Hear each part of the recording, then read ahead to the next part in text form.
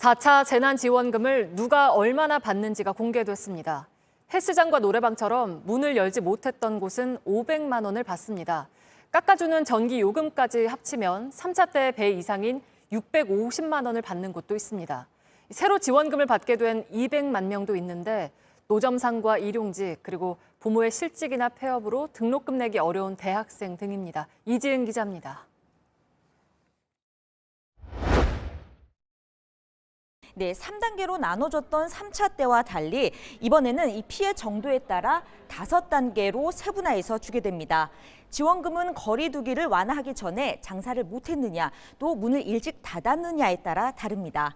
헬스장 같은 경우를 좀 보겠습니다. 이 문을 닫은 곳은 500만 원을 받습니다. 여기에 전기요금을 석 달간 50% 깎아줍니다. 이를 감안하면 이번에는 3차 때 받았던 300만 원의 배 이상인 최대 650만 원을 받게 되는 것입니다.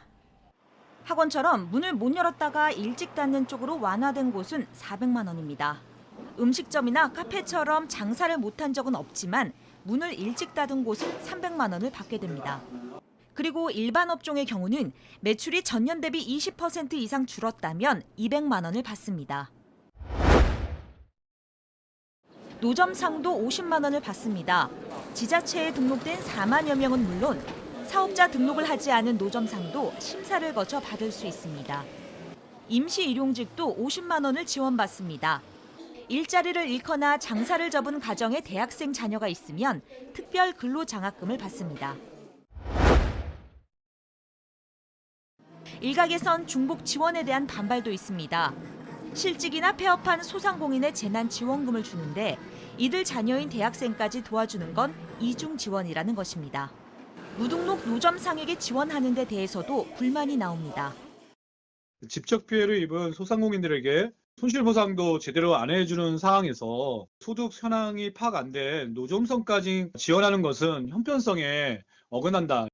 이 같은 논란에 민주당 홍익표 정책위의장은 사회 공동체적 차원에서 가장 피해가 있고 힘든 분에게 우선적으로 지원하는 것이라고 했습니다. JTBC 이지은입니다.